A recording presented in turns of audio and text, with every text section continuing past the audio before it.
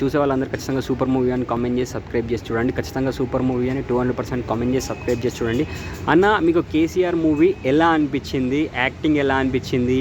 Direction ఎలా అనిపించింది? ప్రతి ఒక్కటి ఎలా అనిపించింది? అంటే మీరు రెండోసారి కూడా చూశానని చెప్పారు కదా, రెండోసారి కూడా చూడడానికి గల కారణాలు ఏంటి? మళ్ళీ మళ్ళీ చూడాలనిపించే కాన్సెప్ట్ దాంట్లో ఉంది. అందరికీ తెలుసుకోవాలి అది ఫస్ట్. Rakesh acting ultimate. ఒక్క ముక్కలో చెప్పాలంటే ఆ సెంటిమెంట్, ఆ ఎమోషన్స్, అవన్నీ కూడా బాండింగ్, ఎమోషనల్ బాండింగ్స్ మనకు చాలా దగ్గరగా ఉన్నాయి. కాబట్టి అందరూ వెళ్ళి చూడండి, ఒకసారి చూస్తే తెలుస్తుంది. సినిమా చూడకుండా ఏదో చిన్న హీరో అది ఇది అని వద్దు.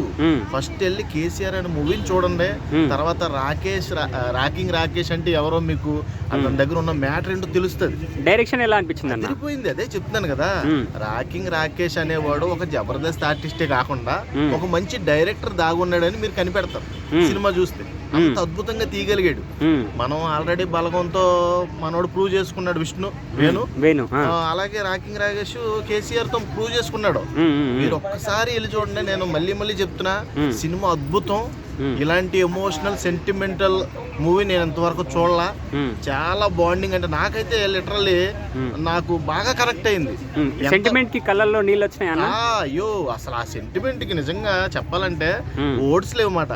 అంత మంచిగా ఎమోషనల్ లోపల నుంచి వచ్చేస్తుంది, ఇంకా ఆగదు. ఎప్పుడు వదిలేస్తామా అని వచ్చేస్తుంది.